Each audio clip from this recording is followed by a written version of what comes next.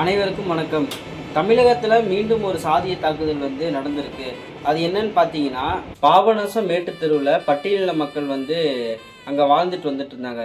20ஆம் தேதி மதியம் 3 மணிக்கு அந்த மக்கள் அங்கே பயன்படுத்துகிற அவங்களோட அந்த பொது வழியில் ஆதிக்க சாதி வெறுப்பிடிச்சவங்க அந்த வழியில் நடுரோட்டில் வண்டியை நிப்பாட்டி அந்த இடத்துல சரக்கு அடிச்சிட்டு இருந்திருக்காங்க.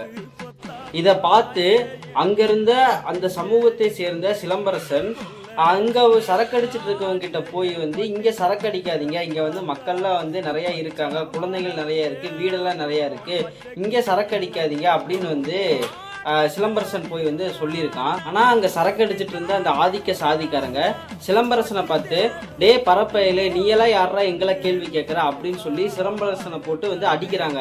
அது மட்டும் இல்லாமல் ஒரு 50 பேத்துக்கு மேலே அந்த மேட்டு தெருவில் போய் அந்த மக்கள் வசிக்கக்கூடிய அந்த இடத்துல 50 பேத்துக்கு மேலே போய் எல்லாத்தையுமே போட்டு அடிக்கிறாங்க. சிலம்பரசனை வீட்டை அடிக்கிறாங்க. அங்கேருந்து வண்டியெல்லாம் போட்டு உடைக்கிறாங்க. அந்த மக்கள்லாம் ரொம்ப துன்புறுத்தப்படுறாங்க. 20ஆம் தேதி நடந்த இந்த சம்பவம் இப்போ வரைக்கும் யாருமே இதை பற்றி சரியாக பேசலையே. தமிழ்நாட்டில் இருக்கக்கூடிய இந்த ஆளக்கூடிய அரசாங்கமும் சரி, தமிழ்நாட்டில் சாதியை ஒழிக்கணும்னு சொல்லக்கூடிய எல்லா கட்சியும் சரி, இந்த சம்பவத்தை குறித்து இப்போ வரைக்கும் யாருமே வாயை திறக்காமல் இருக்காங்க.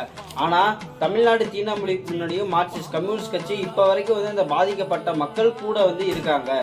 இந்த மோசமான சம்பவத்தை காவல்துறை உடனடியாக விசாரணை நடத்தி அந்த குற்றவாளிகளை SC/ST வன்கொடுமை சட்டத்தின் கீழே கைது செய்யணும்னு சொல்லி மார்க்சிஸ்ட் கம்யூனிஸ்ட் கட்சி தீண்டாமொழிக்கு முன்னாடி கோரிக்கை வச்சிருக்காங்க.